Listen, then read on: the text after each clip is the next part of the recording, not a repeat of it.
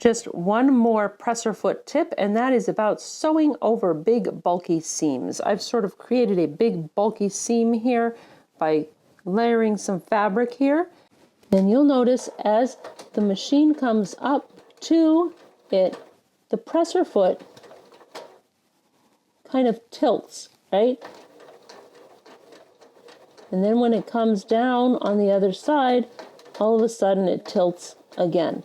And this can cause issues with, especially with harder fabrics, issues with skipped stitches and just all sorts of funky things happening. So you want to be able to level out your presser foot when you come along across a big bulky seam like this. So you want to keep this presser foot level.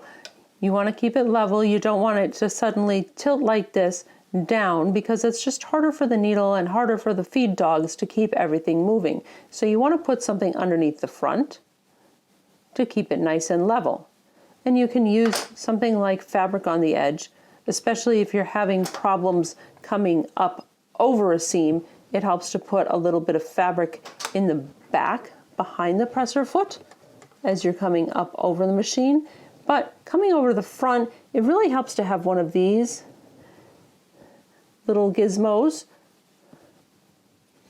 You can find them in a store, and you just pick whichever makes sense for your application. I have a pretty thick seam right here, and you just put it, and then the presser foot can ride right over that, right?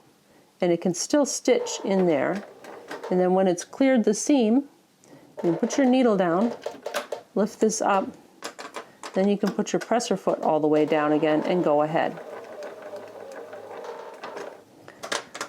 So you can try doing that with fabric as you're coming up the back, or get one of these as well to use behind, but they work very, very well to keep the presser foot level so that it works better.